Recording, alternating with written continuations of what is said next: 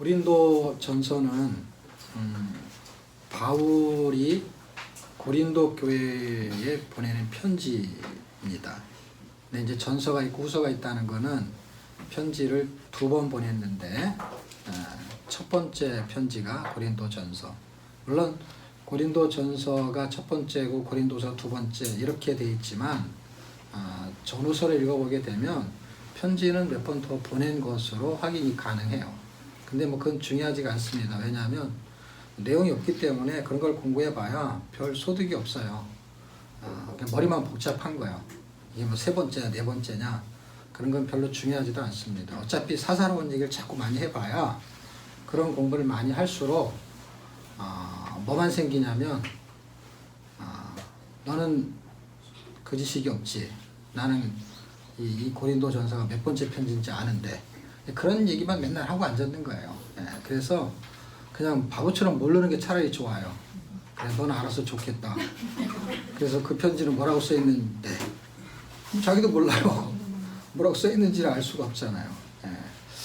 그래서 역사적이고 그 다음에 상황적이고 그 다음에 시대적인 어떤 분별이 필요하냐 할 때 우리가 지금 이렇게 쭉 읽는 중간에 지금 하나님 우리에게 주시는 은사들을 설명할 때요, 그 은사에 대한 이야기가 한 12장쯤 가서 보게 되면 은사의 종류들이 이렇게 쭉 나오게 됩니다. 12장의 그 이야기를 쭉 전개시키면서 7절에 보면은 성령의 나타남을 주심은 유익의 목적을 두고 있는데 거기에 무슨 병 고치는 은사든지 여러 가지가 나오는데 10절 쪽에 보게 되면 중간쯤에 영들 분별함 이런 것들이 있어요.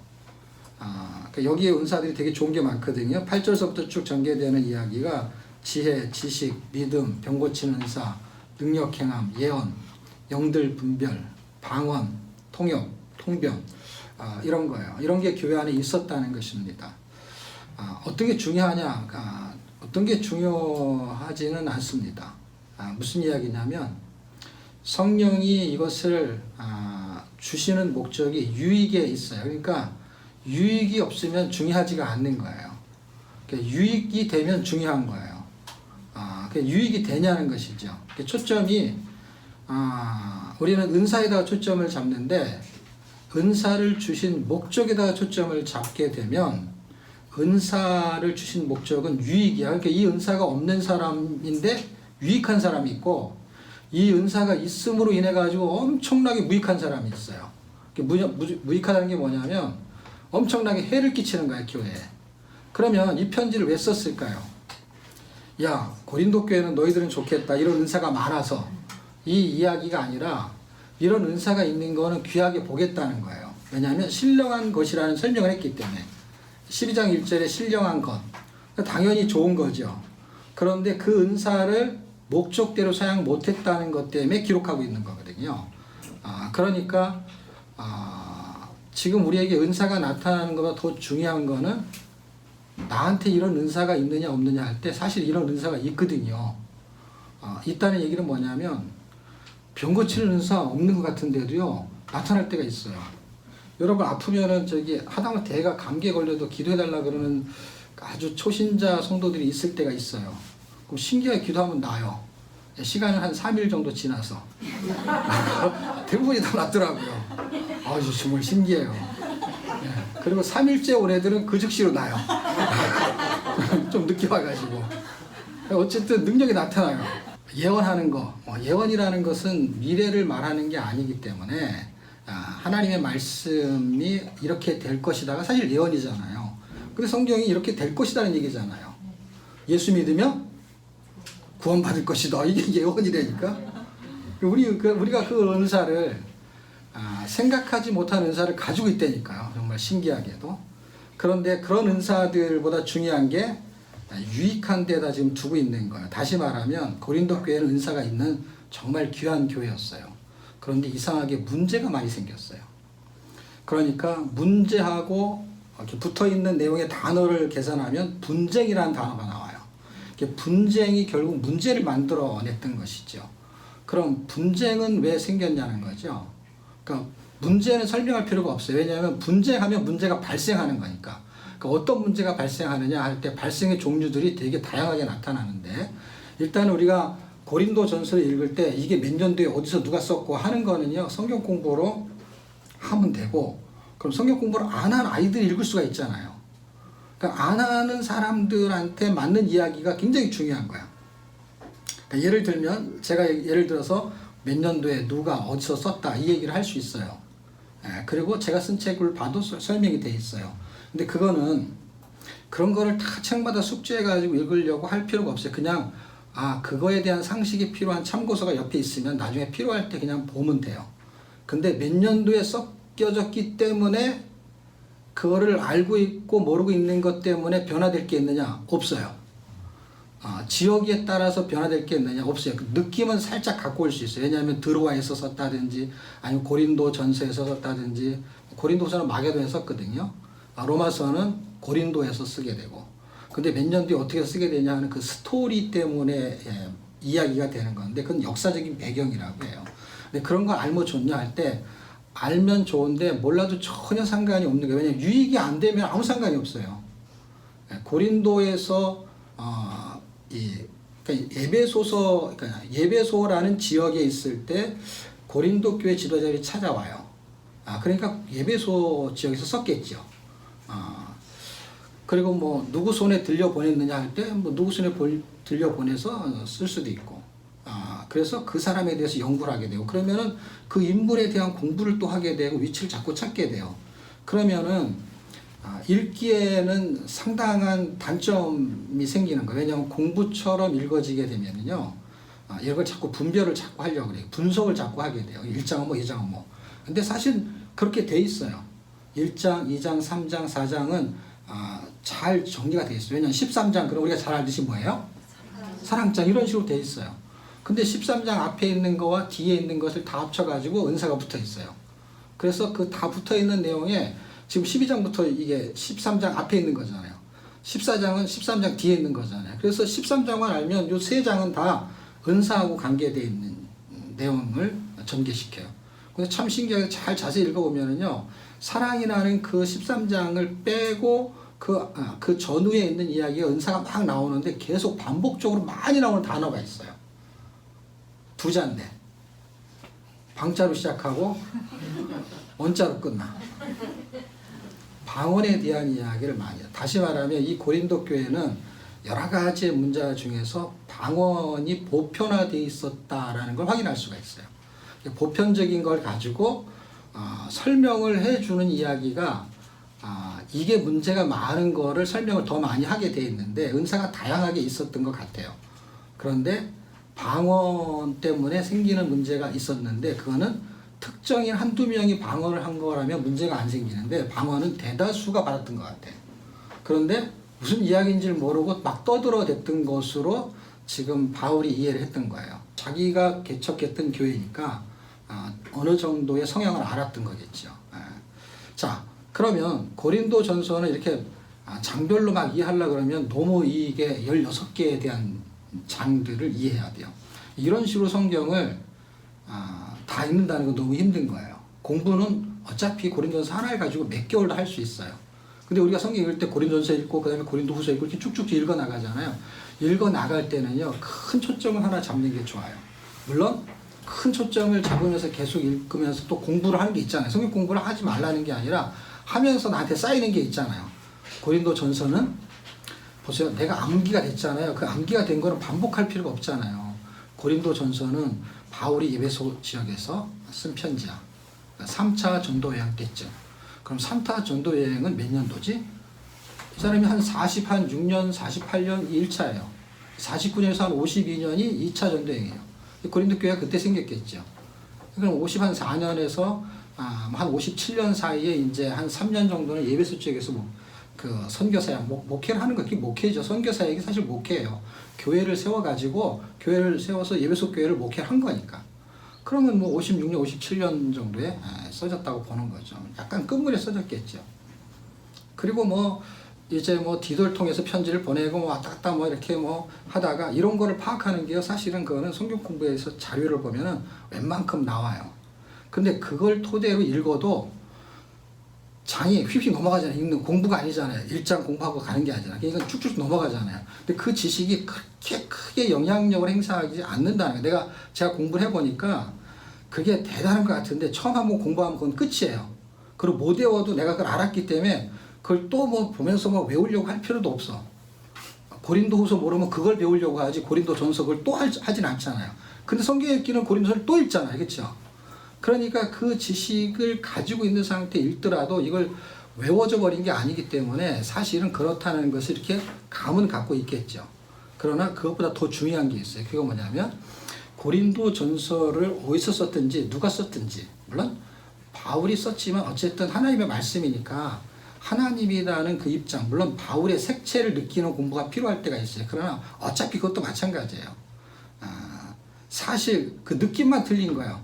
제가 전달하는 방식을 여러분이 다른 방식으로 똑같은 걸 전달하면 목소리가 틀리고 톤이 틀리고 그 다음에 뭐 사투리를 쓸 수도 있고 그 다음에 전달 방식이 서론 본론 결론 이렇게 하는 사람도 있고 어떤 사람은 결론을 먼저 내고 할 사람이 있어요. 내용은 똑같은데 그게 색채가 틀리고 색깔이 좀 틀린 것 뿐이지 사실은 내용이 다 같은 거예요. 근데 그 느낌이 다른 것이죠. 받아들이는 사람이.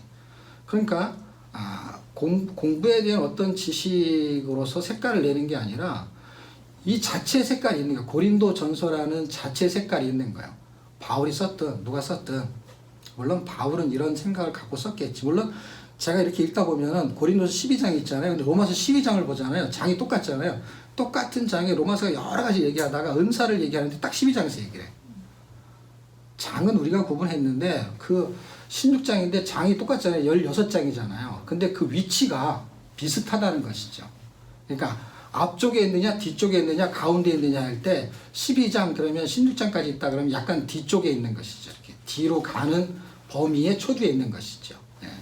그러니까 뭔가를 쭉 설명하면서 은사를 얘기할 때 12장에서 얘기할 때는 구원에 대한 얘기를 다 끝내고 나가지고 산 재물에 대한 이야기를 로마서 12장에서 할 때 은사의 얘기가 들어있는 거예요. 거기는 하나님을 기쁘시게 하는 거는 우리의 마땅한 예배, 삶이 마땅한 예배의 삶을 사는 게 산 재물처럼 살아야 돼. 하는데 산 재물처럼 사는 사람들에게 나타나는 신령한 은사들이 12장에 포진되어 있다는 거예요. 13장, 14장, 15장, 16장 안 나와요. 근데 여기는 지금 12장에서 이야기해주는 이 이야기를 12장 뒤에 가게 되잖아요. 이거 고린도 전서예요. 그럼 28절에 가게 되면 이걸 또 정리를 해요. 교회 중에 맷을 세우셨으니 할 때 지도자인 것 같아요. 근데 사도, 선지자, 그건 알겠어. 근데 이렇게 가다 보면 뒤에는 뭐야? 교사, 능력, 병 고치는 은사, 서로 돕는 것과 다스리는 것과 이게 다 은사예요. 왜냐면 다스리는 거 할 때 잘 보십시오. 여기 지금 쭉 여기서 보면은 다스린 단어가 안 나오죠. 로마서 읽어보게 되면은 다스림이 나와요. 은사에 대한 것들을 약간 요약을 한 거예요. 다시 말하면 고린도 전서를 쓰고 나중에 후서를 썼겠죠. 그리고 나서 쓴 책이 있는데 그 책이 로마서예요. 그럼 그 순서를 알아야 되는 거 아닙니까? 알아야 되는 게 아니라 알면은 이 설명을 하는 거고 모르면은 다른 게 더 보이기 때문에 하등에 상관이 없어요. 저런 식으로 학습을 해야만이 성경 읽을 때 뭐가 보이는구나 이렇게 생각하면 안 된다는 거예요. 왜냐하면 이렇게 알고 있는 사람이 보이는 시각이 있고 이렇게 모르기 때문에 다른 게 보이는 시각이 있다는 거예요. 근데 이렇게 모르기 때문에 보이는 다른 시각의 성령의 눈은 이렇게 보이는 설명을 하는 사람보다 더 깊이가 있을 수 있는데 사람들은 그 깊이가 있다는 다른 이해도를 갖지 않아요. 잘. 그러면서 뭘 찾냐면 자기가 좋아하는 스타일을 찾아. 그래서 제가 강의하는 스타일이 좋은 사람은 제 강의가 마음에 드는 거고 제가 강의하는 스타일이 마음에 안 드는 사람이 있어요. 왜냐하면 자기가 원하는 스타일이 있어. 그래서 공부를 많이 한 사람은 제 스타일을 싫어해. 왜냐하면 무슨 얘기 하는지를 감을 절대 잡을 수가 없어. 로마서를 하려고 그러는 건지 고린도서를 하려고 그러는 건지 그러니까 역사적인 배경을 설명하려고 하는 것처럼 하면서 안 해줘. 그래가지고 어떤 사람이 필기를 하는데 그러면 제목 쓰고 그 다음에 이렇게 밑으로 써야 되잖아. 그 내용을 써야 되는데 뭔가를 얘기를 하는데 계속 옆으로 가게 그래갖고 이렇게 나중에 다 뭔가 적었는데 나중에 보면 적을 게 하나도 없더라고요. 뭔가 얘기를 많이 듣고 막 뭘 막 얘기하려고 하는 것 같은데 나중에 다 들어보면은 무슨 말을 한 거지? 근데 신기한 매력이 하나 있는데 뭐냐면 무슨 말인지 잘 몰랐고 다음에 또 들어와요. 대단한 매력이야. 그래서 다음에 한번 들어봐야 되겠지. 무슨 말인지 모르겠어. 네, 그러다가 여러분 여기까지 온 거. 여기까지 온 거잖아요. 무슨 말인지 들어보려고. 이 성경 한 권의 패턴이 굉장히 다양성이 있다는 거예요. 그러니까 다양성에 대한 인사이트가 필요한 거예요. 왜냐하면 저 사람처럼 읽어야지. 그럴 필요가 전혀 없다는 거예요. 여러분이 갖고 있는 그 한계성의 지식에서 성경이 이해가 되어지면 저보다 적게 이해가 되어져도 굉장히 좋아요. 왜냐하면 그 다음에 읽을 때는 그거에 살이 붙어요. 살이 붙기 때문에 여러분의 가다가 굉장히 좋은 거예요. 여러분의 스타일에 인사이트를 받는 거죠. 그래서 저한테 받을 인사이트가 따로 있고 여러분 교회 담임 목사님한테 받을 인사이트가 따로 있고 그래서 인사이트인 거예요. 인사이트지만 나의 스타일이 이렇게 정립이 되어질 때 자기께 되는 거거든요. 그래서 성경 읽기는 자기 스타일이 나와주는 게 가장 좋아요. 그러니까 아이들 보고 엄마처럼 읽으라고 할 수가 없잖아요. 애들은 그냥 애들처럼 읽는 거예요. 걔가 깨닫는 거. 야, 너는 연대 이게 몇 년대 쓴 건지 알아? 걔 뭐는 모르죠. 근데 걔한테도 깨달음이 있다니까요. 놀라운 게 어떤 깨달음이냐면 내가 연대를 알기 때문에 볼 수 없는 그 시각이 걔한테 있는 거예요. 걔는 그런 게도 신경을 안 쓰는 거예요. 걔 나름대로 그 연령층에 맞게끔 하나님이 역사를 하시거든요. 이 신앙적이고 신학적인 그 개념이 신학적인 학문이라서 그렇지 이게 사실은 신학을 가지고 우리가 이걸 공부하면 신학인데요. 이게 그대로 실천 신학이 되면 신앙이 되는데 성경을 그냥 읽는 사람한테는요. 그냥 지식이 없는 아이들 걔는 그냥 그대로 신앙적으로 받아들이게 돼 이걸요. 이게 그대로. 그러니까 왜냐하면 이게 영적인 차원은 영적인 성령이 역사하기 때문에 아이들에게도 회심의 능력이 있거든요. 은혜가 있거든요. 물론 그걸 나이로 어떻게 막 계산하는 학자들이 있어요. 뭐 10살 미만 안 된다 뭐 이런 것도 있는데 어쨌든 10살 미만도 가능할 수 있고 다시 말하면 성령이 역사를 하면은 10살짜리 애가 우리보다 더 성경의 깨달음을 더 많이 그리고 그 아이에게 은사가 나타날 수도 있고 필요에 따라서 근데 잘 안 나타나요. 이유는 간단해요. 그 아이가 공동체에 유익을 끼칠 수 있는 게 질서의 하나님이기 때문에 그 아이에게 갑자기 병 고치는 사람을 잘 안 주거든요. 그런 성령이 그 질서의 은혜 속에서 역사를 하기 때문에 주시는 은혜가 전개되는 것이죠. 자, 제가 이제 지난 12월 달에도 로마서를 설명하면서 시간도 많이 부족해서 다 자세히 설명을 못했는데 고린도 전서가 그래도 상대적으로 우리가 시간 1시까지 한다 그러면 지금 한 1시간 정도도 여유가 있거든요. 점심 먹을 때까지.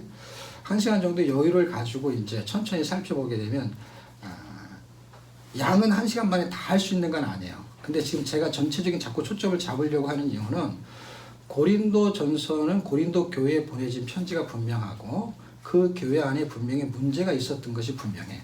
이거는 그냥 신학적 지식과 역사적 배경이 없어도 가능해요.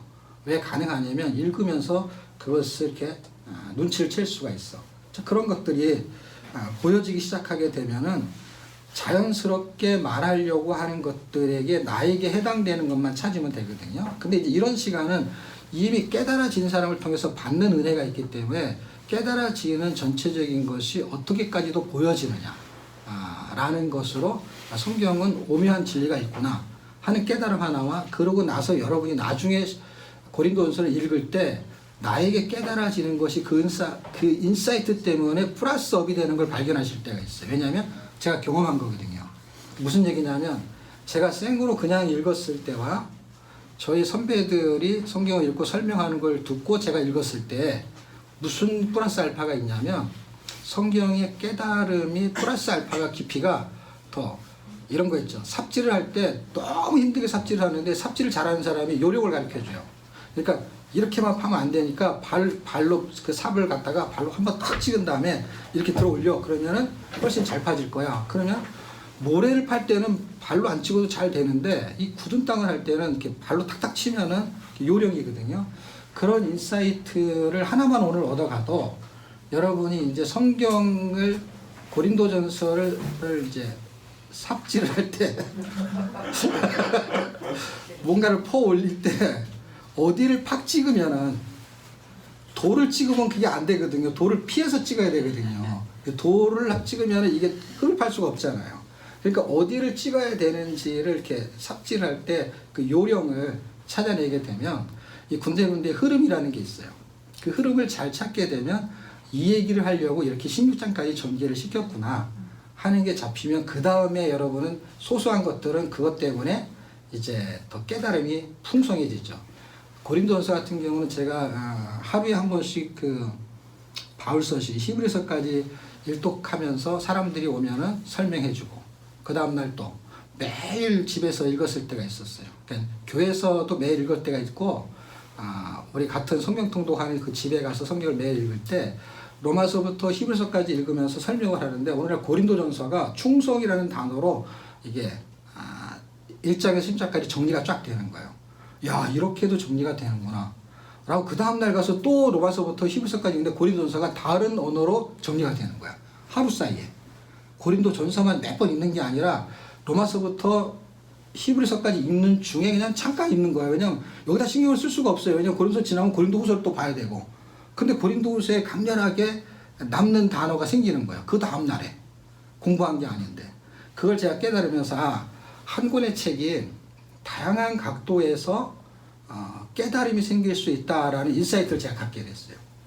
그래서 그때부터 성경 공부를 성령이 역사하시는 성경 공부가 이런 매력이 있구나. 예를 들면 이런 거예요. 그 고린도전서는 몇 년도 써졌어. 이런 설명을 해주지는 않아요. 그런데 성령이 역사하시는 성경 읽기는 성령이 보여지는 그 느낌이 성경 공부는 도저히 따라갈 수 없는 그 어떤 형태가 보인다는 걸 제가 발견했어요.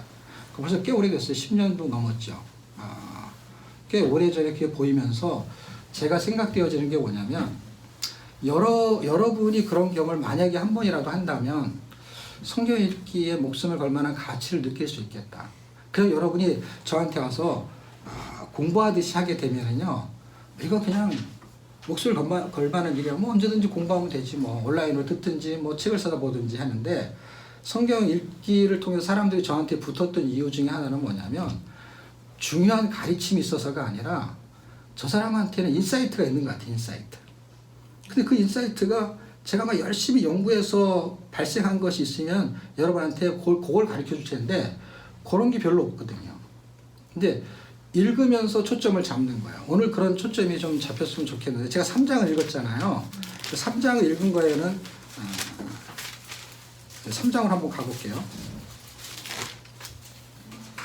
그러니까 어디에다 초점을 잡느냐 하면서 장을 딱 이렇게 다 읽고 나서 설명할 때 3장을 찝을 때가 있고요. 어떨 때는 12장으로 갈 때도 있어요. 왜냐하면 3장과 12장이 연결되기 때문에 그래. 그리고 내가 사랑이라는 단어를 가지고 이걸 뚫어야 되겠다. 그렇게 되면 13장을 가지고 하고서 1장부터 설명을 하는 거예요. 그러니까 이건 5만 가지가 있는 거 5만 가지가.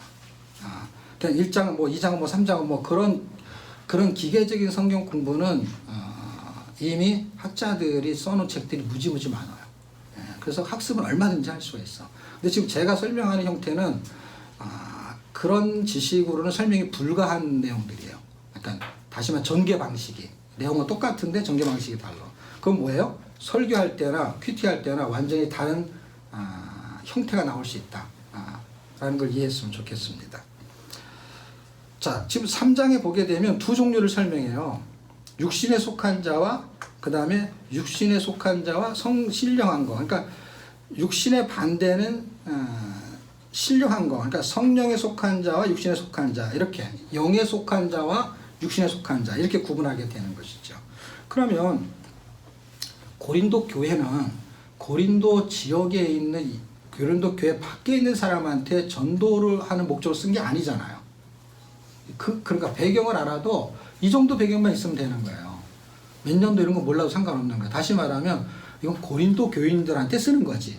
그럼 당연히 고린도 교인들은 예수를 믿은 사람으로 일단은 이해를 하는 거죠. 그러니까 예수를 안 믿고 교회 온 사람도 있을지는 모르지만 어쨌든 교회 안에 온 사람들의 설명이야. 그러니까 지금 이게 우리한테 하는 설명이에요. 우리가 교회를 다닌다는 우리한테. 이건 전도가 아닌 거야. 예를 들면. 물론 1장 18절에 가게 되면 전도 같은 비슷한 이야기를 해요. 근데 그건 깨달음 때문에 그런 얘기를 하는 거예요.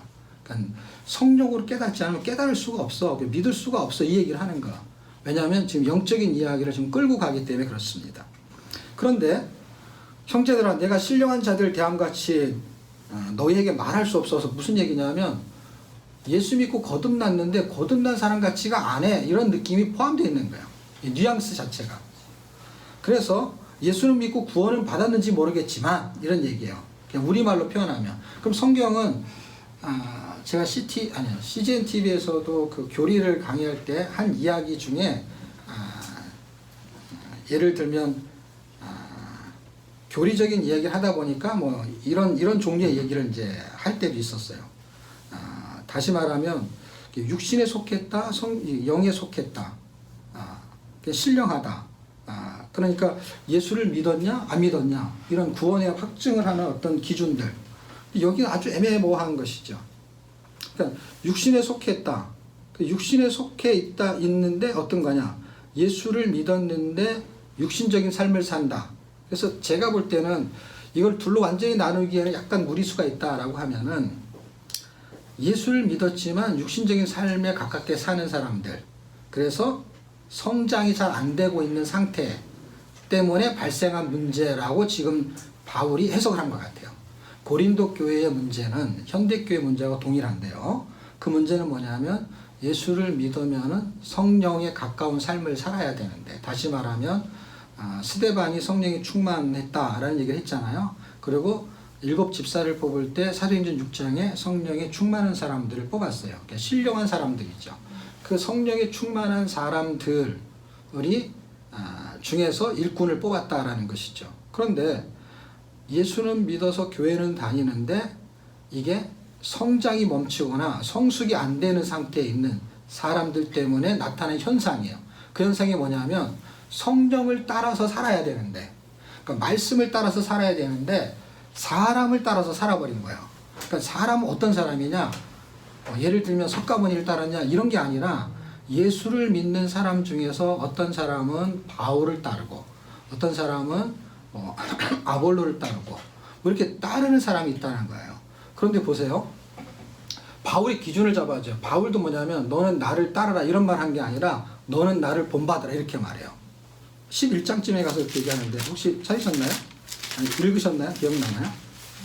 11장 1절에 있죠? 본받아야 될 거에 대한 이야기를 이제 4장에서도 하게 될 거예요. 이제 3장, 4장 그러면서 5장서부터는 갈림길이 나와요. 이제 지금 여기서 이제 둘로 나누고 있는 거, 물론 이 이야기는요, 공부를 하게 되잖아요. 그러면 1장부터 4장까지는 분쟁에 대한 이야기 때문에 전개돼요. 4장에 가면 분쟁에 대한 단어가 또 나와요. 그리고 12장 이렇게 가면은 분쟁이 또 등장해. 14장 가도 그렇고. 방언이 나오면서 분쟁도 같이 나와요. 자, 그런데 보세요. 5장서부터 가게 되면은 고린도 교회에 문제가 있는데, 음행의 문제가 있었습니다. 그래서 5장은 음행에 대한 이야기 한 덩어리로 끝나요, 그냥. 그래서 주제가 있어요. 그래서 5장은 음행. 그래서 틀리지가 않아요. 그래서 성경 공부 이렇게 알면 좋죠. 왜냐하면 이거 음행에 대한 이야기야. 이렇게 되면요, 음행에 대한 이야기를 왜 했는지를 놓쳐버리는 수가 있어. 그냥 그 내용은 맞아요. 6장은 뭐냐면 송사에 대한 이야기야. 시시비비를 가리는 거야. 그래서 세상 복중에 가져가면 되냐 안 되냐 이런 얘기거든요. 교회에 분쟁이 생겼을 때 교회 안에서 해결해야 되는데, 그거를 예수 안 믿는 세상 법정에 세우는 그 송사, 그거를 차라리 하려면 내가 그냥 손해를 보는 게 낫지 않느냐. 예? 교회하고 막 교회에서 장로파, 목사파 이렇게 싸워가지고 분쟁이 생길 때 이것을 해결이 안 되니까, 그래서 세상 법정에 가. 그래서 세상에서 그들이 갖고 있는 그 권한, 힘으로 무력으로 할 수 있는 혜택을 보겠다는 것이에요. 여기서는 합의가 안 돼. 합의가 예수를 믿는 사람끼리 절대 합의가 안 돼. 그 합의가 안 되니까 어떻게 해요? 니들이 판단해라 이런 거야. 그러니까 이게 얼마나 웃기는 거예요. 이 이야기가 6장의 이야기예요. 지금도 그런 일이 벌어지고 있는 것이죠. 7장 혼인에 대한 문제에 대한 설명을 하는 거야. 결혼에 대한 문제가 목적이 뭐냐 하는 거에서 놓치게 되면, 그러니까 우리가 교회 생활하면서 문제가 생길 수 있냐, 있죠, 송사 문제가. 그런데 문제가 생기는 걸 어떻게 해결할 거냐 하는 이야기를 하는 게, 이게 7장, 8장 가게 되면 이제 우상의 제물을 먹어야 되냐 말아야 되느냐 하는 제물에 대한 문제를 해요. 9장에 가게 되면 사도권에 대한 그 침해에 대한 부분을 다루게 되고, 10장에 가게 되면은 우상의 문제에 대한 설명을 해요. 그래서 8장과 10장은 다 우상에 대한 이야기예요. 우상이 2장씩이나 나온다는 건 우상의 제물이냐 우상이냐 다 똑같은 얘기니까, 지금 분포도가 뭐예요? 우상이 개입되는 이야기가 많게 분포되고 있다는 거예요. 그 다음에 은사가 석 장씩이나 분포가 되고, 그런 이야기가 쭉 가면서 뭐 교회 안에서는 무슨 너울을 써야 되냐 말아야 되냐, 그러니까 교회 머리가 누구냐 하는 이야기가 이제 11장에 대한 이야기지.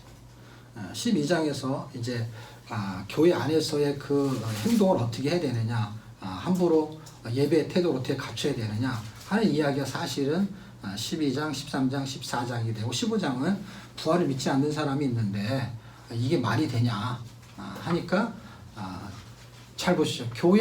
교회 밖에 있는 사람들은 그럼 부활을 믿었냐 안 믿었냐 할 때, 이게 유대교라는 게 참 신기한 게 뭐냐면, 우리는 불교 아니면 유교적인 사상 속에서 기독교를 믿는 거예요. 그런데 지금 고린도 전서를 쓰고 있는 이 사람들의 분위기는 유대인, 대부분이 유대인이야. 물론 이방인이 그리스도도 있기는 해요. 그렇지만 대부분이 유대인이 개종을 해서 기독교인이 된 사람들이 대부분이야. 퍼센트로 보면. 근데 이들이 생각하고 있는 그 개념에서는 다 유대인들, 여러분이 잘 생각해 보십시오. 바울이라는 사람이 3차 전도여행을 마치고 이제 사도행전 21장 그리고 22장쯤 가는 그 즈음에, 그때 이제 천부장에게 잡히는 사건이 등장하게 되죠. 근데 왜 잡히게 되냐면 분쟁이 일어난 거예요. 문제가 생겼어. 문제가 생기면서 이제 그냥 놔뒀다가는 바울이 잡혀 죽게 생겼어요. 그래서 막 폭동 같은 게 일어날 것 같으니까, 사실 말하면 경찰이 온 거예요. 경찰이 왔는데, 그 당시 경찰이 이제 로마인이었으니까 로마인 얘기하는데, 우리로 말하면 경찰, 누가 신고했는지 경찰이 온 거예요. 경찰이 와서 잡았어. 그 사람이 이제 대표성이 천부장이니까 천부장이라고 말하는 것이죠. 근데 그렇게 됐는데 넌 뭐 때문에 이렇게 싸우느냐 막 했을 때, 이 사람들이 파가 둘이 있는 걸 알고 있었던 거야. 하나는 사두개파, 하나는 바리새파. 근데 이거에 대해서 너무 잘 알고 있는 거야. 유대인들이 갖고 있는 신앙 중에서 그들이 갖고 있는 신앙이 뭐냐면 유일신 사상을 믿고, 또 하나는 천사를 숭배하는 사상을 갖는 사람도 있고, 그러니까 천사를 믿는 사람이 있고, 또 하나는 천사를 안 믿는 사람이 있어요. 다시 말하면 부활을 안 믿는 사람과 천사를 믿는 사람이 있고, 그러니까 부활, 천사 다 믿는 사람이 있고 안 믿는 사람이 있는데, 그게 파로 둘로 나누게 되면 사두개파는 부활과 천사를 안 믿고, 그 다음에 바리새파는 부활과 천사를 믿는 거예요.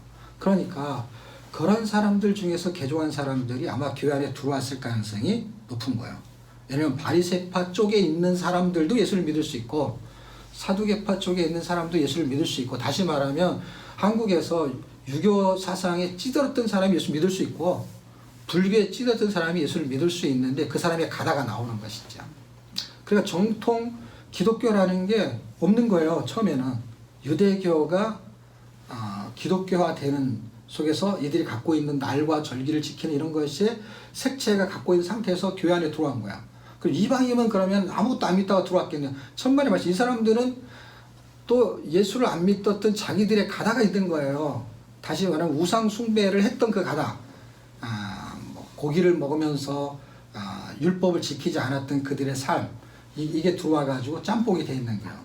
요 얘기에 대한 핵심 시나리오는 로마서에서 이제 주로 다루게 되는 거고, 여기서는 그런 사람이 들어온 상태에서 아마 문제가 발생할 소지가 있었을 가능성이 있다라고 판단이 되는 거예요. 왜냐하면 부활에 대한 이야기가 나오기 때문에. 그래서 15장에 부활에 대한 이야기가 나왔다는 얘기는 부활을 믿는 사람과 부활을 믿지 않는 사람이 교회 내에 있었다는 거예요? 없었다는 거예요? 있었다는 거예요. 그러면 옛날엔 그런지 모르지만 지금은 적어도 뭐 부활은 다 믿겠지. 잘 생각해 보십시오. 부활을 안 믿는 사람이 지금 교회에 다니는 사람이, 지금 교회를 다니는 사람 중에서 우리 교회다 남의 교회다 그런 거 따지지 말고, 교회를 다니는 사람 중에서 부활을 안 믿는 사람이 있을까요? 없을까요? 있어요. 잘 모르죠, 뭐.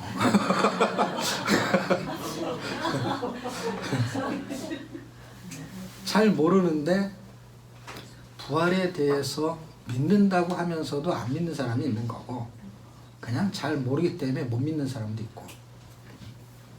그러니까 신앙이 성숙되는 과정 속에서는요, 목회자도 부활을 안 믿으면서 목회가 된 사람도 있거든요.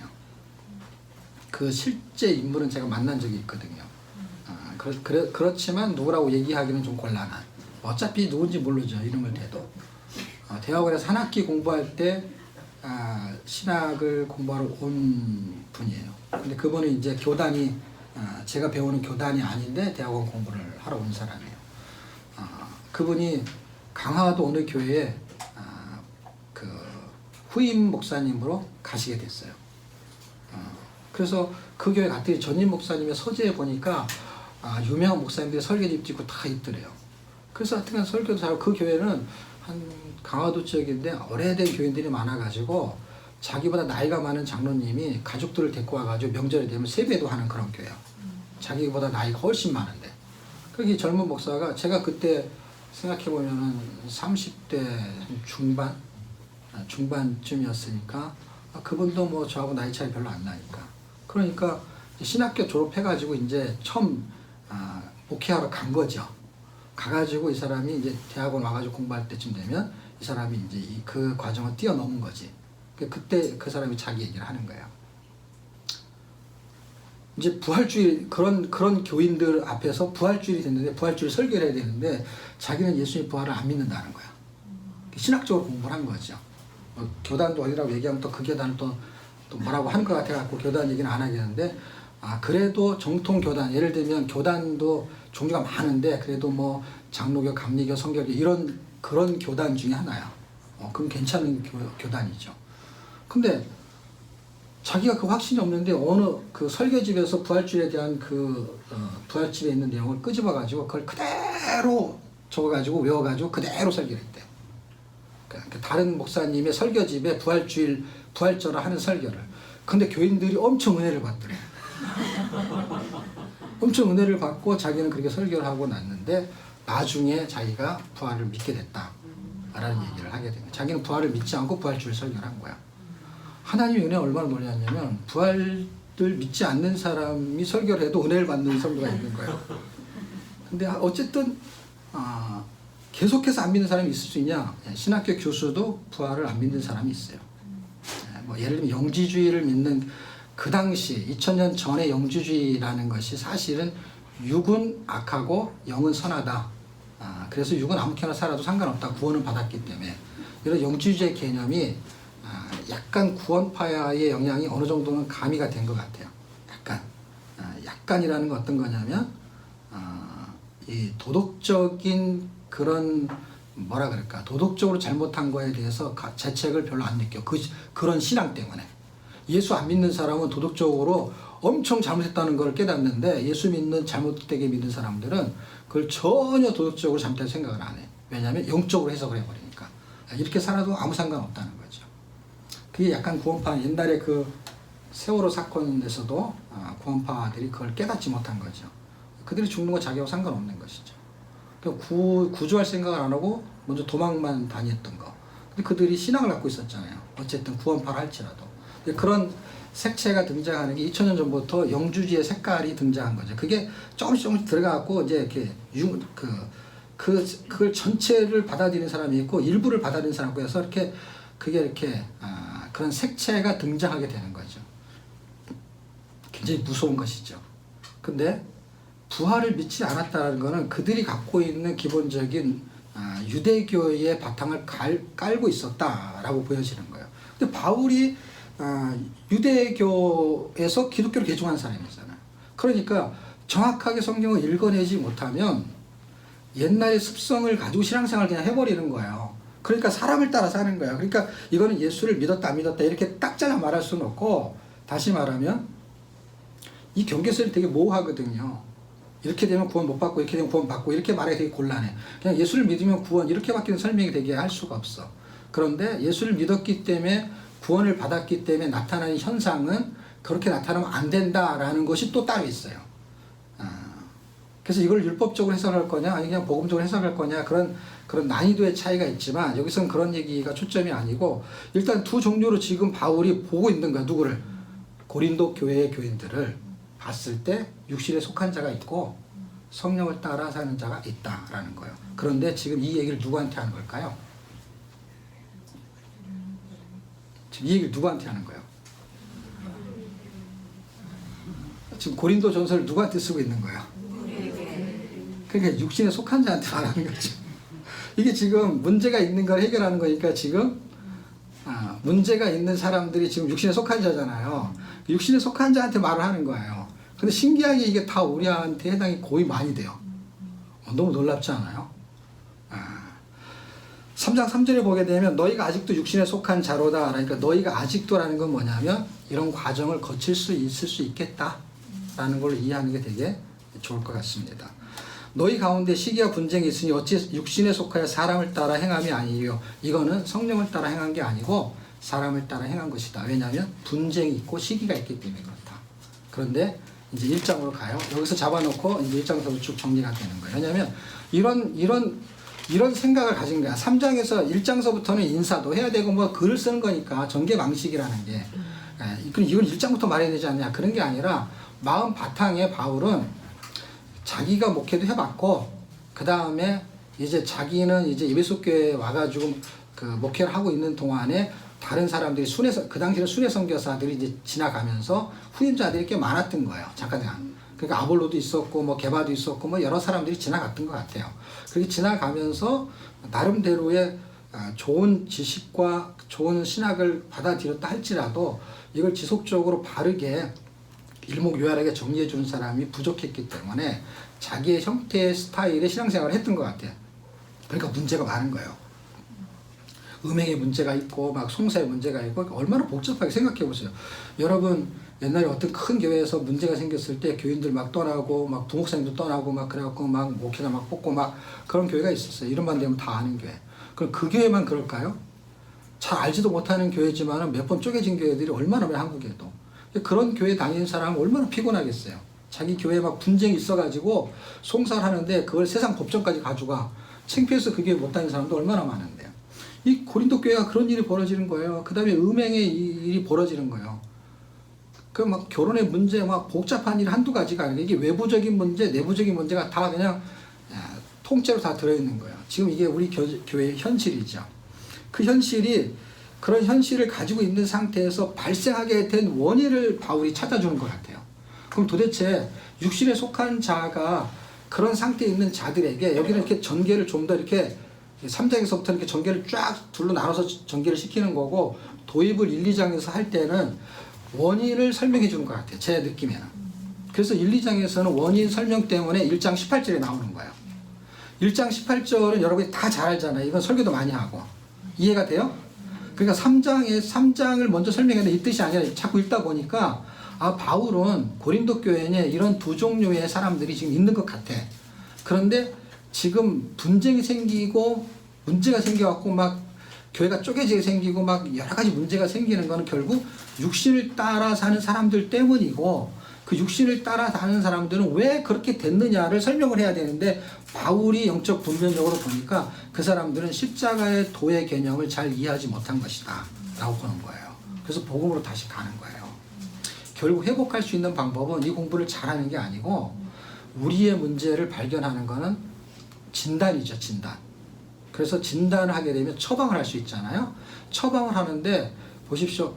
저 사람은 감기야. 그럼 감기약을 처방하는 거고 저 사람은 위암이야. 그럼 위암에 대한 것을 처방을 하는 거잖아요. 그런데 지금 이 사람들이 시기와 분쟁을 하게 된 거는 육신에 속한 거. 이렇게 진단을 딱 했어요. 육신에 속하게 되는 것을 해결할 수 있는 방법을 제시해야 되잖아요. 그 제시하는 게 1, 2장에 있는 거예요. 근데 2장은 왜 그러냐면 1장을 설명하는 것 때문에 2장까지 붙어 있는 거야. 그러니까 1, 2장이 그냥 그 원인 분석을 제대로 잘한 내용이 전개되는 것 같아요. 그래서 1장 18절에 십자가의 도를 설명하면 다시 말하면 십자가의 도에 대한 내용을 제대로 이해하지 못하는 사람들, 복음을 이해하지 못하는 사람들은 예수를 믿었다고 하면서 사실은 자기의 생각대로 신앙생활을 하는 거구나. 은사가 나타나기도 해, 그런 사람들한테. 그런데 그 은사를 공동체, 여기서 유익이라는 단어가 나올 때 잘 보십시오. 그게 공동체의 유익을 말하는 거예요. 그런데 누구의 유익을 위해서 쓰냐? 자기의 유익을 위해서 쓰는 거예요. 그러니까 은사가 나타나면은 신령한 게 아니라 은사는 신령한 거야. 근데 그거를 신령하지 못하게 쓴다는 거예요. 그러니까 은사와 사람을 붙여서 봐야 되는 거예요. 신령한 자, 신령과 사람이 붙는 거거든요. 그럴 때는 목적이 뭐냐? 공동체의 유익을 주려는 거예요. 그러니까 공동체의 유익은 그런 은사가 없어도 사람들은 다 섬기는 은사, 아무 은사가 없는 것 같은데도 신발장 정리하고 하는 사람은 무슨 은사예요? 여기 써 있어요. 섬기는 은사 있어요. 여기 성경에 보면 섬기는 은사라고 써 있어요. 그 사람 섬기는 은사가 있는 거니까 은사가 없는 사람 아무도 없어요. 근데 그 은사는 다 싫어해, 사람들이. 나만 청소를 해야 돼, 나만. 은사를 그걸로 받아가지고. 그 사람들이 이렇게 생각해. 다른 은사가 없으면 그거라도 해야 하는데 아니에요. 그거는 은사가 아니면 못하는 거예요. 근데 은사가 아닌 사람이 하게 되면요, 분명히 문제가 생겨요. 왜? 나는 성경을 가르칠 줄도 못하지. 병 고치는 은사도 없지. 그 다음에 방언도 없지. 아무것도 없어. 그러니까 뭐예요? 나도 아무거나 해야 되는데 뭐라도 해야 되는데 어떻게. 청소. 근데 섬기는 은사는요, 그것만 있는 게 아니라 헌금도 섬기는 은사예요, 여러분. 여기서 헌금이라는 단어 안 써 있어요. 근데 구제라는 단어를 해요. 구제가 섬기는 거잖아요. 그게 구제는 돈이 들어가잖아요.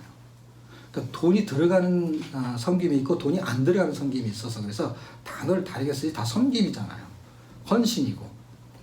그런데 그게 십자가의 도를 잘 몰라서 그랬다는 거예요. 그러니까 십자가의 도는 결국 뭐예요?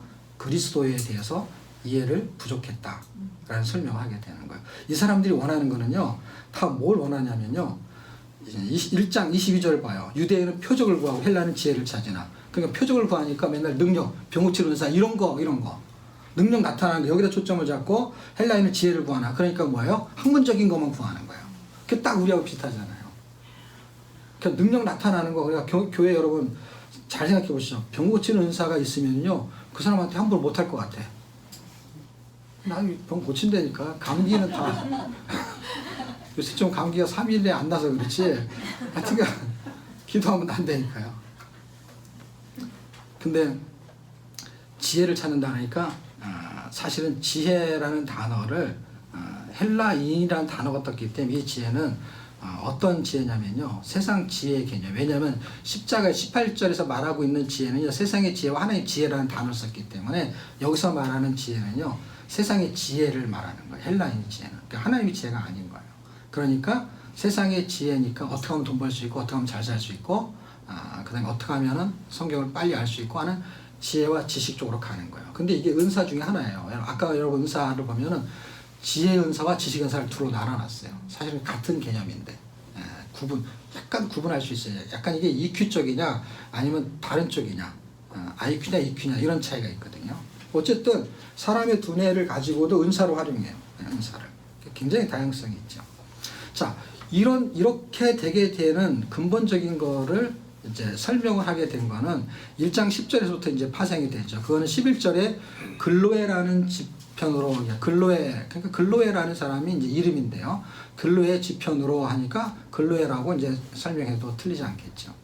그 사람 편으로 뭔가 들린다, 분쟁이 있다는 거예요. 근데 분쟁이 왜 생겼느냐 하는 거는 같은 말이 아니고 다른 말이고, 같은 마음이 아니고 다른 마음이고, 같은 뜻이 아니고 다른 뜻이라는 거예요. 그러니까 다르다는 종류가 수만 가지가 있는 거예요. 그럼 같다라는 거 하나밖에 없는 거예요.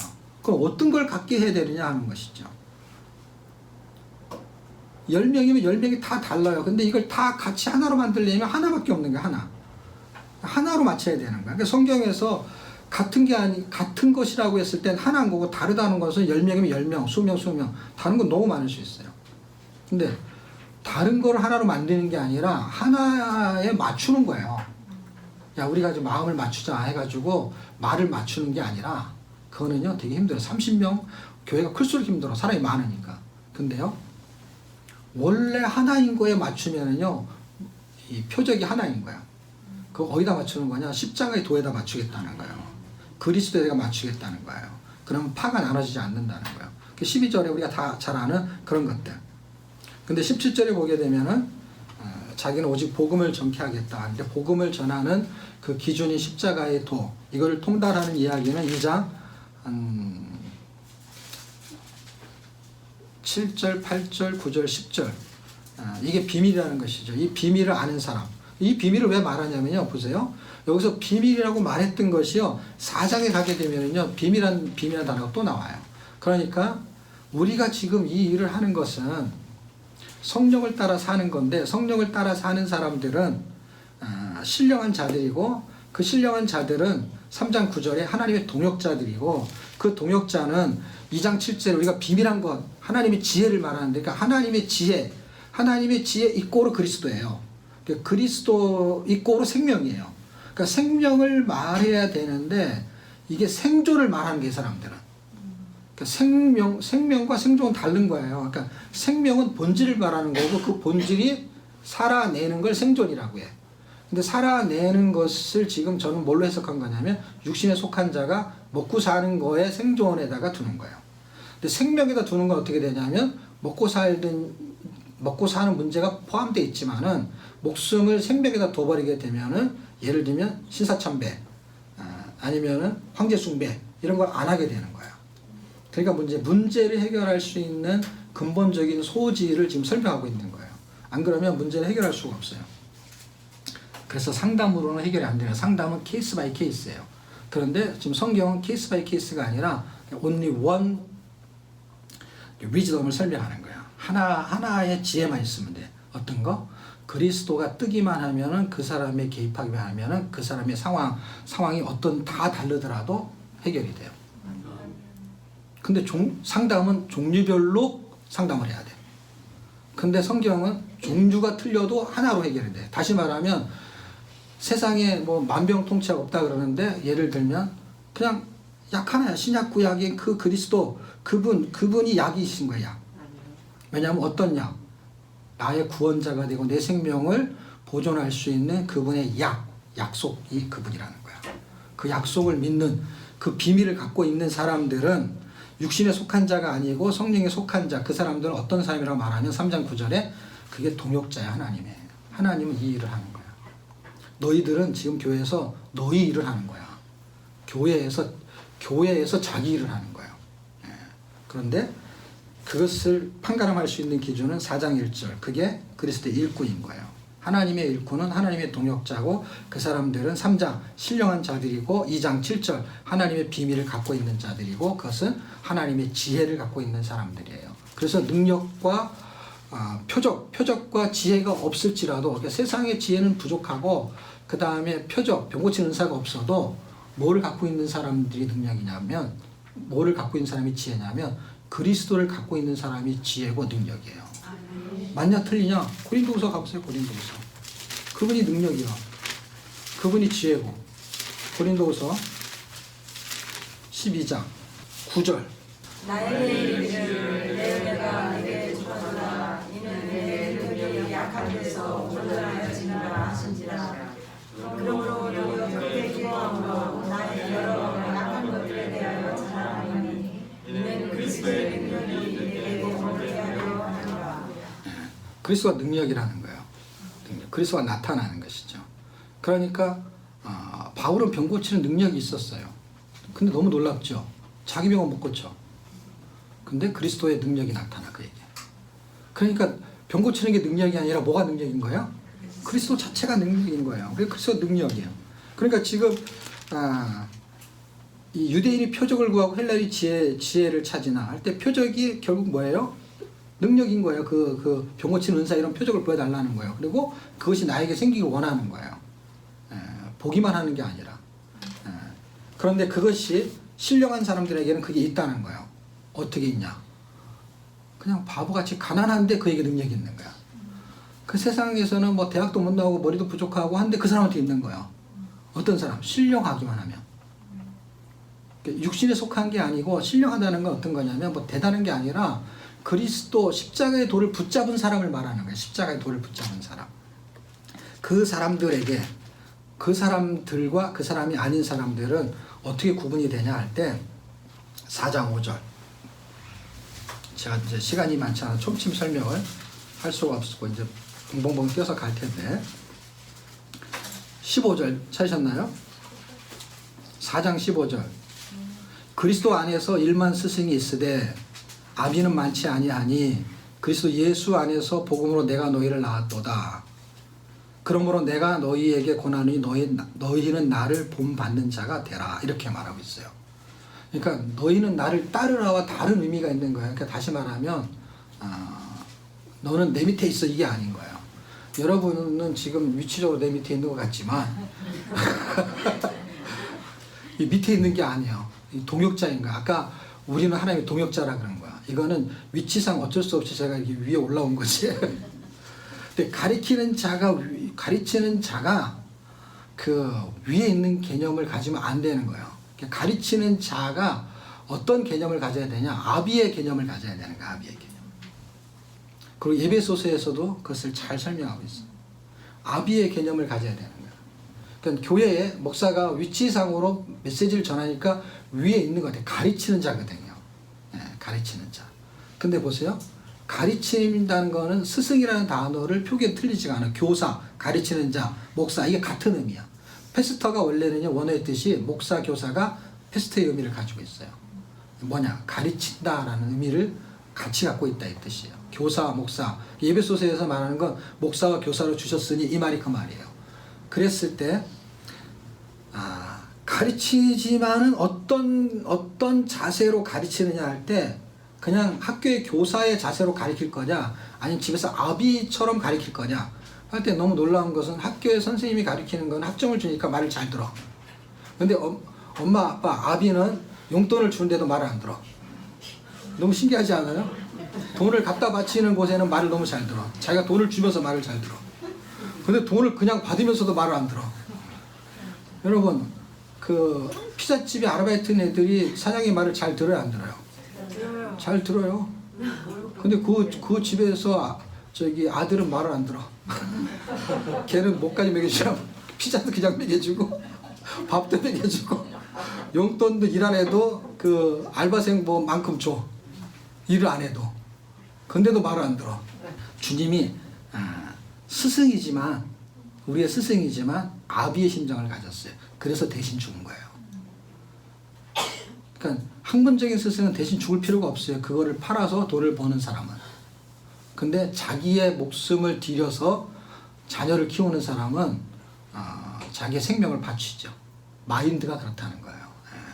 그러니까 기준점이 뭐냐면 아비의 심정을 갖고 있느냐 할 때 바울은 그 심정을 가졌다는 거예요. 빌립보서 1장 8절쯤에 보면은 자기는 그리스도의 심장을 가졌다 이렇게 말해요. 그리스도의 심장을 가졌다는 건 뭐예요? 그리스도의 마음을 가졌다 이 뜻이에요. 그 마음을. 그 마음이 아비의 마음이라는 거예요. 스승이 아니다 이 말이 아니야. 가르치면 스승인 거야 단어가. 근데 아비의 마음을 가리키는 스승이냐 할 때 아비의 마음으로 가르치지 않는 스승은 많다 이 말이에요. 1만 스승은 1만 명 이 말이 아니라 많다라는 뜻이고 아비는 없다 이 말이에요. 그런데 바울은 이 마인드를 가졌다 이걸 말하는 거예요. 그러니까 이거를 본받으라는 얘기는 뭐예요? 너도 아비가 되라는 거예요.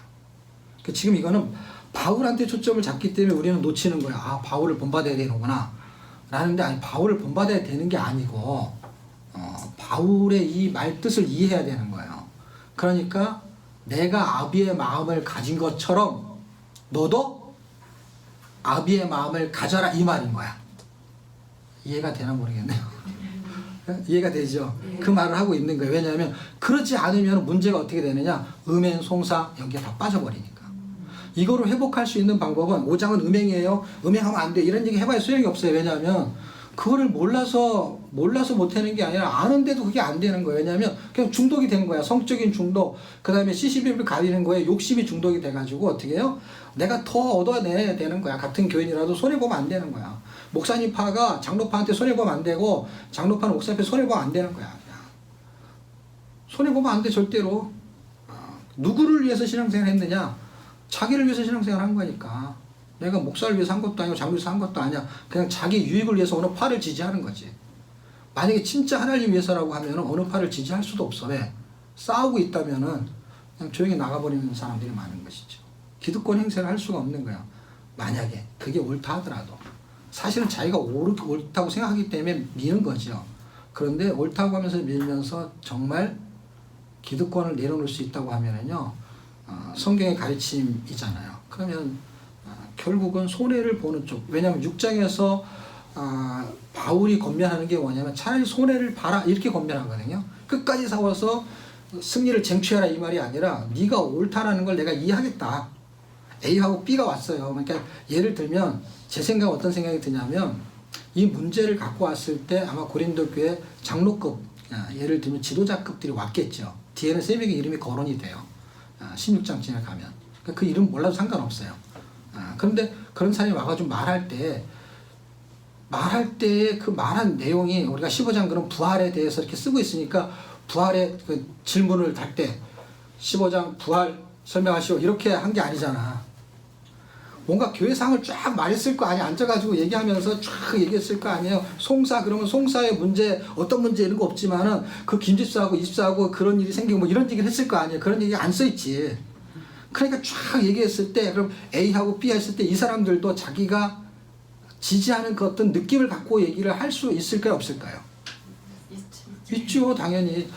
우리 교회 이런 문제가 있는데요. A가 너무 심한 것 같아요. B가 이건 잘못한 거 아닌 것 같은데 너무 힘들게 하는 것 같아요. 송사 문제 할 때 그런 내용을 하나도 얘기 안 하면서 송사? 우리는 문제가 송사예요. 이렇게 한 게 아니라 그냥 내용을 보니까 송사지 그 이야기를 교회에 대한 얘기를 소상하게 설명을 했겠죠. 그랬을 때 바울이 들어보니까 A보다 B가 잘못된 것 같아라는 개인적인 판단이 아마 왜 없을까요? 판단 능력이 다 있기 때문에 송사가 되는 거니까. 바울이 들어보면은 A하고 B 중에 누군가가 잘못했다라는 판단. 그게 분별이거든요. 분별이 없으면 지도를 못하는 거예요. 들었는데 누가 잘못했는지 몰라. 그러면은 어떤 사람이 가서 상담을 할 때 상담의 능력이 안 되는 사람들이 상담을 할까요? 그 다음에 분별도 안 되는데 어떻게 권면을 해요? 그 분별이 됐다는 게 안 됐다는 거예요. A 아니면 B 둘 중에 하나가 누군가가 잘잘못이 있다는 분별을 최대한 자세하게 할수록 자세하게 권면하지. 그러니까 진단을 자세하게 할수록. 여러분 어떤 사람이 유방암에 걸렸는데요. 신문에 난 신문에 난 그러니까 실제 일간지에 난 신문이에요. 근데 수술이 잘못하고 다시 했대요. 왜 그런 줄 아세요? 왼쪽을 수술했는데 오른쪽을 띄어냈대요. 그래갖고 한쪽은 안 띄어내는데 두 쪽 다 띄어내겠네요. 한쪽은 잘못 띄어낸 거고 한쪽은 다시 하게 되고. 얼마나 황당해요. 양쪽에 다 암이 걸렸으면 어쩔 수 없지만 한쪽. 근데 제가 그런 얘기를 들은 상태에서, 아니 그런 걸 알고 있는 상태에서 우리 아이가 한 6살인가 7살 때 그 탈장 수술을 하게 돼서 갔는데, 탈장 수술했는데 이제 이렇게 배 밑에 이렇게 양쪽 중에서 한쪽이 이렇게 튀어나오게 되면 이것도 오른쪽이 있고 왼쪽이 있는 거예요. 그 의사가 물어보는데 갑자기 헷갈리더라고. 오른쪽인가요? 왼쪽인가요? 이게 의사 쪽에서 볼 때 오른쪽이 반대편에서 보면 왼쪽이 되고 막 이런 거예요. 야, 그게 그 확인하려고 물어보는데 어느 쪽에서 물어보는 건지에 따라서 다른 거예요. 야, 이게 의사가 착각을 한 수도 있는데 그럴 수 있겠다. 오른쪽 왼쪽이.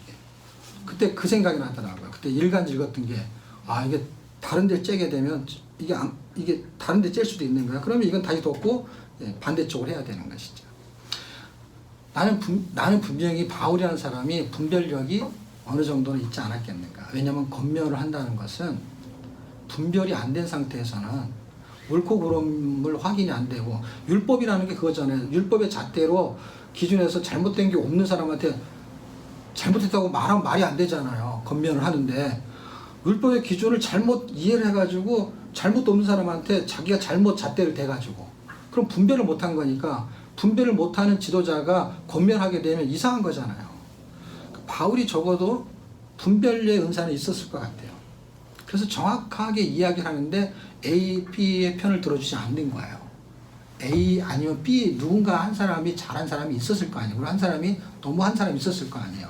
그거에 대해서 바울은 상담을 하지 않았다라는 게 제 견해예요. 바울은 상담을 한 게 아니라 케이스 바이 케이스가 아니라 어떤 케이스에 걸려도 내가 정당하니까 억울하죠. 그런데 내가 그거를 송사하면 반드시 이건 이길 수 있는 건데도 그 사람이 우기면 어떻게 되느냐? 그냥 한국말이 맞는 것 같아. 목소리 큰 놈이 이기는 거야. 그래서 놈이 자꾸 우기면 그냥 주라는 거야. 그래서 6장의 방법이 뭐냐면 그냥 손해를 보라는 거야. 우리가 그렇게 예수님의 손해를 보고 우리를 구원한 거라는 거야. 아유, 저건 죄를 너무 많이 져갖고 저거는 안 될 것 같아. 주님이 계산할 때, 너 예수님께서 구원. 근데 저놈이 세상에 살 때 너무 인색했어. 저놈은 너무 그냥 자기 것밖에 몰라. 그런 사람이 있을 거야. 예수 믿는 사람 중에서도 은혜가 있는 사람이 있고 막 잘 섬기는 사람도 있지만 정말 저 사람이 예수 믿는 건 정말 기적 같은 거야 라고 한 것처럼 인생을 사는 동안에 막 도둑질하는 사람도 있고 뭐 예수 믿는 사람 중에는 막 깡패도 있고 막 그런 사람 많잖아요. 그렇게 할 때 인생을 깨끗하게 잘 사는 사람이 예수님이 아이고 귀엽다. 네가 예수 믿을 때 고맙다. 이럴 수 있잖아요. 근데 깡패가 예수 믿으면은 저것이 예수를 믿어가지고 할 때 거꾸로 해석해 보십시오. 깡패가 예수 믿은 게 더 감사할 수가 있는 거야. 거꾸로 해석하면. 저 사람이 계속 깡패였으면 얼마나 많은 사람이 힘들었을 거야. 정말 성실하고 깨끗하게 사는 사람은 예수 안 믿어도 세상을 더럽히진 않잖아. 지옥에 갈지는 몰라도. 그러니까 하나님의 사랑이 우리의 죄과하고 아무 상관이 없는 거예요. 왜 상관이 없냐면 깨끗하게 산 사람이 예수 안 믿으면 지옥에 가는 게 더 이상하지 않아요. 그리고 반대로 하나님이 이 세상을 만들었는데 계속 더럽히는 사람을 구원시키지 않은 것도 이상하지 않아요? 천국에는 못 가는 게 당연하다고 생각해. 당연하다고 생각해. 저런 사람이 천국에 가면 안 되지 하는데 세상은 자꾸 지옥처럼 만들어요. 근데 하나님이 원하는 세상이 아니잖아요. 그런 사람을 또 예수 믿게 만들어야 되잖아요. 그러니까 하나님 사랑이 어느 쪽으로 가더라도 해석이 되는 거야. 그냥 그분의 시각으로 보면. 우리 시각으로 보면은 저놈은 예수 믿으면 안 될 놈이 있을지 모르겠어요. 근데 어느 쪽에도 예수 믿으면 안 될 사람이 없는 거예요. 성실한 사람도 예수를 믿어야 되고 그렇지 못한 사람도 예수를 믿어야 돼요. 그래서 바울이 정해준 기준은 원포인트 기준이에요.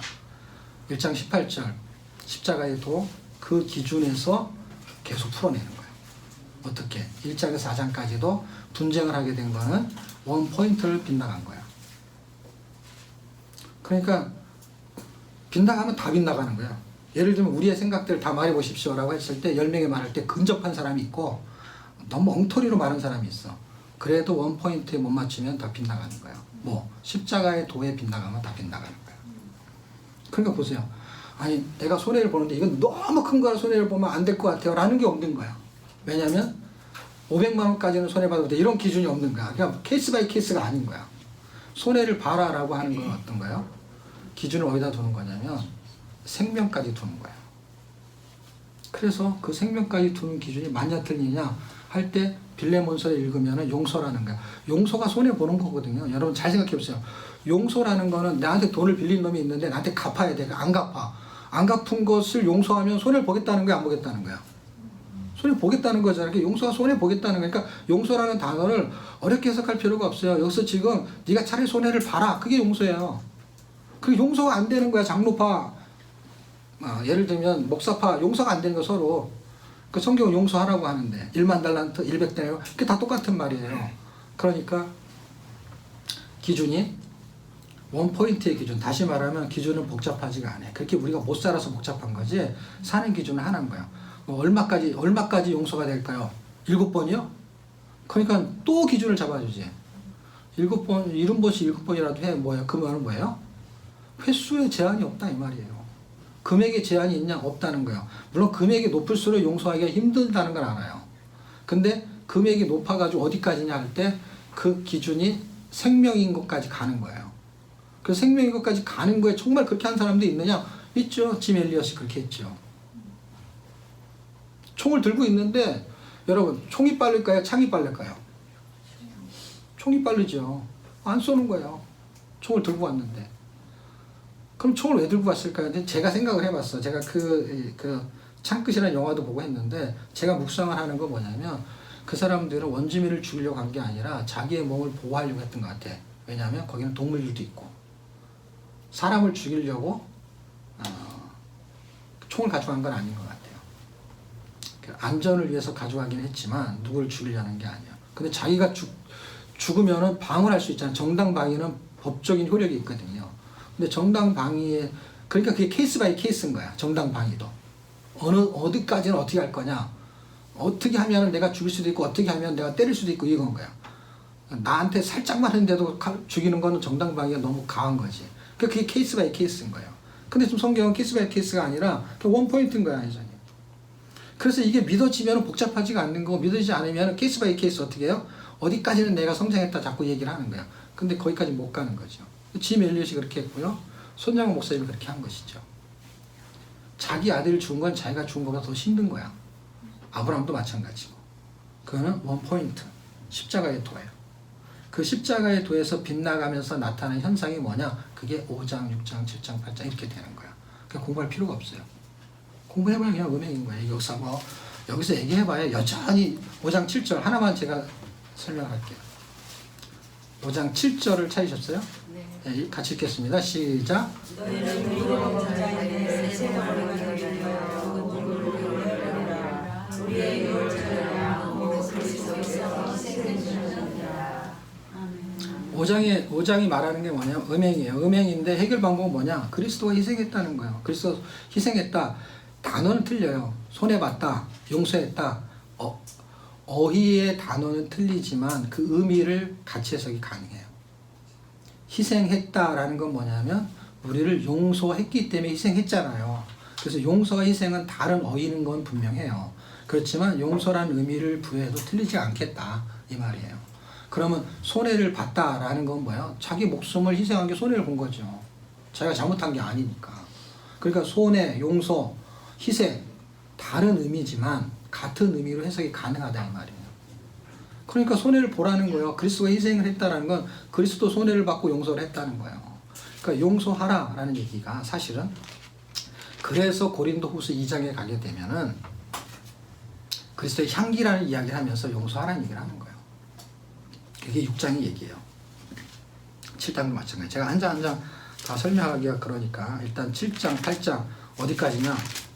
9장, 10장 갈 때까지 둘로 나눠지게 되는 거예요. 원 포인트의 방향으로 들어가지 못하면 육신에 속한 자는 분쟁을 할 때 봐요.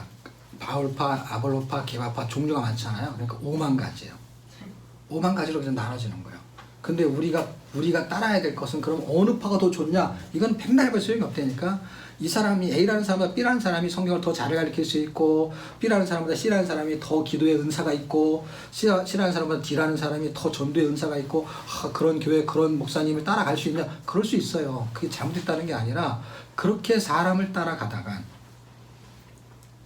거기에 소속됐다는 게 사람을 따랐다는 게 아니라 거기에다가 기준을 두게 되면 문제가 발생할 수 있다. 그러면 그 안에 있더라도 거기에 소속이 돼 있더라도 포인트는 같아야 된다는 것이죠. 그게 원 포인트. 그게 하나님한테 초점을 잡아야 된다는 거예요. 그래서 초점을 잡지 못하는 거를 우상 숭배, 그러니까 우상의 제물이 8장에 나오고 우상 숭배가 10장에서 하는데 사실 우상 숭배에 대한 이 10장의 이야기는 민수기의 사건을 갖고 와서 설명을 해요. 그래서 이거를 또 깊이 들어가면 또 복잡해. 지금은 제가 둘로 나눠지는 거에 대한 설명을 하는 거고, 이거를 이렇게 보면서 설명하면 또 다른 각도에서 설명을 또 해야 돼. 아까 무슨 얘기냐면 또 다른 각도에서 설명을 해도 또 하나의 주제가 될 수 있다는 거예요. 그렇지만 이렇게 그냥 가도 여기서 깊이 안 가고 그냥 아까 제가 3장을 가지고 설명한 것으로 쭉 가면서 설명할 때 어떻게 하냐. 여기서도 신령한 단어가 나와요. 신령한 음료, 신령한 식물, 신령한 반석 나오잖아요. 신령한 자하고 연결. 이 신령한 단어는 그 분의 그 신령한 음료, 식물, 반석을 그냥 하나로 묶어버리는 게 그리스도예요. 그리스도 안에 있는 자를 신령한 자 이렇게 말하는 거야. 그거를 우리는 신령하다는 단어를 다른 말로 말하면 어떻게 되냐? 그리스도인이라고 말하는 거예요. 그러니까 그리스도인, 그 다 그리스도인 아닙니까? 라고 하는데 그리스도인이라는 거는 크라이스트와 크리스찬일 때 크라이스트는 그리스도가 되는 거고 크리스찬은 그리스도인이라는 단어를 써요. 그래서 이걸 한문으로 말하게 되면 그리스도 플러스 인인데 이걸 한문으로 하게 되면 중국에서 이 설명을 하니까 그리스도인은 없대. 이걸 합성을 시킬 때는 그리스도인간 이렇게 말해야 된대. 이게 한문 단어를 이름은 인만 하는 게 아니라 같이 사람은 인간 이렇게 해야 된다는 거야. 그래서 그리스도인간 이게 더 정감이 있잖아요. 저는 그리스도인입니다. 이게 아니라 그리스도인간입니다. 그리스도에 속한 사람인 거야. 그래서 크라이스트의 IN이 붙인 거는 소유격이잖아요. 그리스도의 소유된 사람. 그래서 그리스도. 그러니까 로마서 1장을 읽어보게 되면 그리스도의 것으로 부르셨으니 이렇게 써 있어요. 1장 한 6절쯤인가? 그 써 있다는 건 무슨 의미예요? 그리스도의 소유됐다라는 거야. 그 소유된 사람을 그렇게 호칭해야 되는데 안 속해 있는데도 우리가 그냥 다 그렇게 이름을 불러버리는 거죠. 그리스도인이라고. 그렇게 속한 사람과 그렇지 않은 사람. 그래서 아까 말하는 3장의 신령한 자와 육신에 속한 자가 어떻게 나눠지느냐. 10장에 가게 되면 그게 둘로 나눠지는 거예요. 그리스도인과 그리스도 안에 있는 자와 그리스도 밖에 있는 자를 어떻게 구분하느냐 할 때 광야에서 그리스도를 보는 사람이 있고 세상을 보는 사람이 있다 이 말이에요. 그래서 광야의 백성들이 그리스도를 보지 않고 그 그리스도가 보입니까? 안 보이잖아요. 광야에서 그리스도가 안 보이잖아요. 근데 물이 나오고 반석 물이 나오고 음료 하늘에서 그 만나가 내려온 거 그것은 그리스도를 상징한다라는 의미를 지금 설명하고 있는 거예요. 그래서 요한복음 6장에서도 하늘의 만나를 설명할 때 그 만나는 내가 하늘의 만나를 설명하기 위한 설명이었다라는 얘기를 하는 거예요. 그래서 오병의 기적을 말하면서 오병이어를 하늘의 만나를 설명하거든요. 너희 조상은 만나를 먹어서 죽었으니 뭐 이런 얘기 하잖아요. 그게 요한복음 6장이에요. 그래서 그 이야기하고 연결이 되는 거죠. 이 10장이. 자, 그러면서 이제 그 두 종류가 있는 것들을 쭉 설명하면서 우리가 감당할 시험 피할 길이 있다라는 이야기를 하는 게 13절까지 이야기예요. 그래서 이게 한 단락이에요. 그래서 14절 그런데 내 사랑하는 자다 우상 숭배하는 피하라 할 때 세상을 바라보면 그것을 우상이라고 보는 거예요. 세상 자체를 우상으로 보는 거예요. 우리는 물질, 자녀, 돈 이런 거를 우상이라고 하는데 지금 성경은 뭐라 그러냐면 세상 자체를 우상으로 보는 거예요. 어쨌든 그 두 종류가 이렇게 갈라져요. 그래서 그리스도 피할 길이 그리스도 안에 들어가는 방법이 그리스도예요. 피할 길이에요. 그런 자들은 11절 내가 그리스도를 본받는 것 같이 너희도 나를 본받으라 해서 그리스도를 본받은 사람들의 위치를 잡아주는 거예요. 11장 그 얘기를 하는 게 아닌데 그 얘기로 물고 들어가도 상관없다는 거예요. 그리스도를 머리에 두는 사람, 그 사람이 그리스도를 본받는 사람인 거예요. 그래서 원래는 너를 쓰냐 안 쓰냐 이 얘기를 하는 건데 그 얘기를 가지고 사실은 다른 것으로 초점을 잡을 수 있다는 거예요. 그런 사람들은 은사를 가지고 있어도 그 은사를 어떻게 쓰느냐 더 큰 은사를 사모한다는 거예요. 이 12장과 14장은 은사를 말하고 있는데 12장 31절에 너희는 더 큰 은사를 사모하라 내가 또한 제일 좋은 길을 너희에게 보이리라. 은사를 사모하라 할 때 방언도 나름대로 은사 쪽에 지금 분리해놨어요. 그런데 통변도 해놓고 그런데 병 고치는 은사도 있는데 더 좋은 은사가 있다는 거. 그게 뭐냐면 유익을 주지 못하는 은사가 아니라 유익을 주는 은사를 사모하라는 거야. 유익을 주는 은사가 뭐냐? 그 단어가 사랑인 거야. 사랑. 그래서 만약에 여기를 가지고 초점을 잡고 전개를 시키면 지금 3장을 가지고 전개시켰잖아요. 13장을 가지고 전개시키면 사랑이라는 단어를 가지고 전개를 시켜. 그럼 보세요. 제가 힌트만 하나 드릴게. 아까는 육신에 속한 자 뭐 이렇게 둘로 나누니까 그런가 보다 했죠. 근데 이 13장은 여기서는 뭘로 둘로 나눠요? 여기는 사랑이 없으면 nothing이다 그랬어요. 사랑이 없으면 분쟁을 하게 돼 있고 시기를 하게 돼 있어. 전개 방식이 어렵지가 않아요. 그러니까 13장을 가지고 야 우리 교회 사랑이 부족해. 그럼 이걸 가지고 어디로 가냐? 1장으로 가는 거야. 그리고 3장이 올 때 그럼 어떻게 돼요? 사랑이 없는 자가 육신에 속한 자라고. 설명이 안 되는 게 없어요. 왜 안 되는 게 없냐면 원래 그 설명을 하려는 거예요. 앞뒤 문맥만 다른 거예요. 결국은 13장 와도 3장하고 같은 이야기예요. 근데 초점을 거기다 강조점을 두느냐 할 때 사실은 제가 3장을 가지고 설명해서 그렇지 13장을 가지고 설명해도 1장을 앞에 붙인 거잖아요. 3장이나 13장이나 똑같잖아요. 3장이잖아. 13장이잖아. 사랑이 없으면 nothing이다라는 거예요. 그 사랑이 없다라는 것을 뭘로 볼 것이냐? 11장에서 말하는 10장에서 말하는 그리스도를 말하는 거예요. 그리스도가 없으면 아무것도 아니다는 거예요. 다시 말하면 병 고치는 은사를 행할 수 있느냐? 행할 수 있다는 거예요. 근데 이 은사가 없으면 꽝이라는 거예요. 어떤 거요? 사랑이 없이 병을 고치면 꽝. 사랑이 없이 방어를 하면 꽝. 그냥 기능인 거예요. 기능. 여러분 생각해 보세요. 의사가 돼도 그냥 사랑이 없어도 그 기능만 가지고 하면 돈 받고 돈 벌고 사는 거예요. 근데 지금 여기는 병을 고치는 것이 공동체 유익을 주는 거잖아요. 내가 의원이 돼가지고 돈을 벌려고 의사 자격증을 딴 병 고치는 은사를 받은 게 아니잖아요. 그러니까 사랑이 없으면은 병 고치는 은사를 준 유익의 목적, 공동체의 목적이 무너지기 때문에 그것에 튼튼하게 뒷받침을 해주는 것이 사랑이고, 그 사랑이 어디서부터 내려온 거냐? 십자가의 도에서 내려왔다 이 말이에요. 아멘. 1장 18절이 여기 13장하고 연결이 된다는 거예요. 그런 사람은 방어를 해도 어떻게 하느냐? 14장 1절 사랑을 따라 구한다는 거예요. 사랑을 따라. 그러니까 은사를 가지면 안 돼. 난 사랑만 있으면 돼. 이 말이 아니에요, 여러분. 섬기는 은사, 베푸는 은사, 돈을 써서 예를 들어서 뭔가 식사 봉사를 하는 은사, 그것이 사랑이 있지 않으면 어떻게 돼요? 자기를 위해서 한 거야. 그래서 내가 오늘 도시락 했어. 내가 했다고 도시락. 근데 그 사람이 한 거는 축복할 일이죠. 근데 그 사람이 자기를 자꾸 내세우게 되면 어떻게 해요? 공동체 유익보다는 그 사람이 부하게 되는 거죠.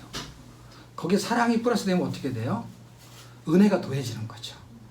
그 사람이 하나님을 사랑하고 그 하나님의 사랑 때문에 사람들이 모여서 성경을 읽고 그 읽는 그 사람들한테 부담을 덜 주고, 도시락 여러분이 싸우면 얼마나 힘들겠어요.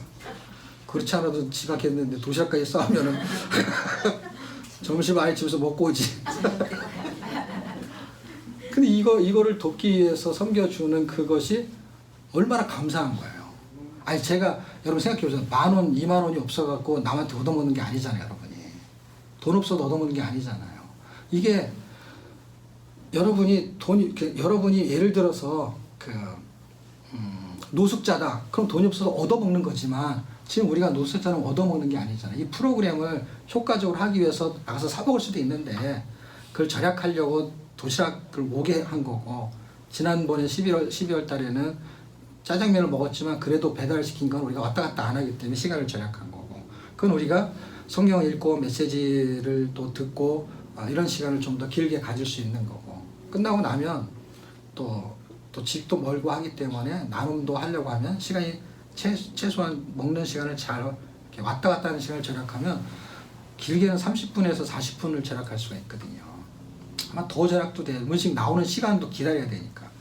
그런 걸 보면 사랑을 따라서 하게 되면 이게 엄청 은혜가 되는 거예요. 돈으로 계산하면 10,000원, 20,000원이지만 그 10,000원, 20,000원이 아니라 그거를 베푼 사람은 교회를 섬기는 거잖아요. 왜냐면 우리가 교회니까. 우리는 그 섬김을 먹고 어떻게 해요? 사랑을 먹게 되니까 어떻게 해요? 또 다른 사랑을 열매로 날 수가 있는 것이죠. 사랑을 따라서 은사가 움직이게 되는 것이죠. 그게 교회의 덕이라는 거예요. 4장 12절, 14장 12절. 이런 핵심 성경 구절들이 눈에 보이게, 읽으면 눈에 보이게 돼. 이걸 다 외우는 게 아니거든요. 왜냐하면 성경이 하나님이 계시해갖고 그 단어를 문장을 그대로 써준 게 아니고 그 의미를 그 사람의 특성에 따라서 그를 전개시키는 거예요. 그래서 문장의 의미를 이해하는 게 중요한 것이죠. 그거를 분석하는 건 별 의미가 없어요. 15장은 부활, 믿음으로 살아내는 사람들이죠. 31절, 난 날마다 죽노라 하는 그런 은혜를 갖게 되는 것이죠. 나중 예사의 삶이 여기에 포함되게 되는 것이죠.